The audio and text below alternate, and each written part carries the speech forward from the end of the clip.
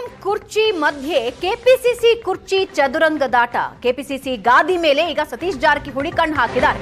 KPCC ಅಧ್ಯಕ್ಷರ ಬದಲಾವಣೆಗೆ ಸಾಹುಕಾರ್ ಪಟ್ಟು ಹಿಡಿದಿದ್ದು ಆದಷ್ಟು ಬೇಗ ಅಧ್ಯಕ್ಷರ ಬಗ್ಗೆ ನಿರ್ಧಾರ ಆಗಬೇಕು. ಅಧ್ಯಕ್ಷರ ಬದಲಾವಣೆಗೆ ಎಲ್ಲರ ಒತ್ತಾಯ ಇದೆ.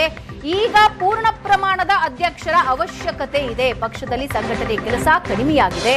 ಕಾರ್ಯಾಧ್ಯಕ್ಷರು ಪ್ರಭಾವ ಬೀರಿ ಕೆಲಸ ಮಾಡ್ತಾ ಇಲ್ಲ. ಬೆಂಗಳೂರಿನಲ್ಲಿ ಸತೀಶ್ ಜಾರಕಿಹೊಳಿ ಈ ಮಾತು ಹೇಳ್ತಾ ಇದ್ದಾರೆ.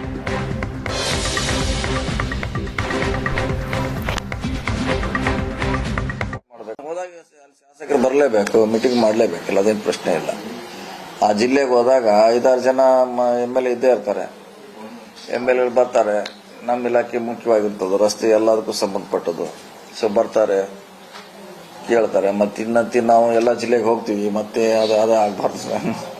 ಚರ್ಚೆ ಆಗಿಲ್ಲ ಆದ್ಮೇಲೆ ನೋಡೋಣ. CM DCM ಕುಂತ ಚರ್ಚೆ ಮಾಡ್ಬೇಕಲ್ಲ. ಅದು ಯಾರಾಗವ್ರದ್ದು ಅಂತ ಕೇಳ್ಬೇಕು. ಅವರು ಯಾರಾಗ್ತಾರೆ ಅಂತ ಕೇಳಿದಾಗ ಚರ್ಚೆ ಪ್ರಾರಂಭ ಆಗ್ತೈತಿ. ನೀವು ಕೇಳಲ್ದ ನಾವ್ ಹೆಂಗ್ ಹೇಳೋರು? ಏನೋ ಕೆಲವ್ರು ಹೇಳ್ತಾರೆ ನ್ಯಾಚುರಲ್ ಆಗಿ ನೀವು ಆಗ್ಬೇಕು, ಐಯಿಂದ ವರ್ಗದಿಂದ ಬರ್ಬೇಕಾಗ್ಬೇಕಂತ ಹೇಳ್ತಾರೆ ನ್ಯಾಚುರಲ್ ಆಗಿ.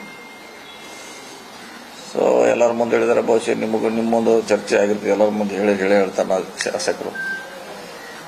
ಸೊ ಅಂತಿಮ ಅದಿನ್ನೂ ಓಪನ್ ಆಗಿಲ್ರಲ್ಲ.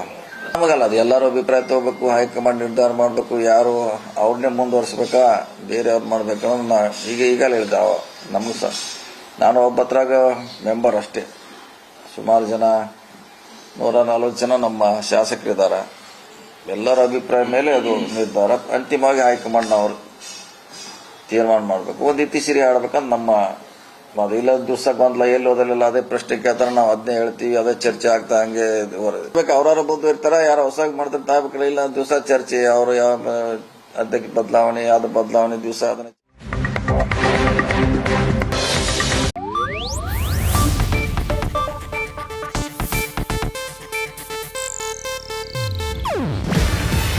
ಇದು ಏಷ್ಯಾನೆಟ್ ನ್ಯೂಸ್ ನೆಟ್ವರ್ಕ್ ಪ್ರಸ್ತುತಿ. ನೀವು ನೋಡ್ತಿದ್ದೀರಾ ಏಷ್ಯಾನೆಟ್ ಸುವರ್ಣ ನ್ಯೂಸ್.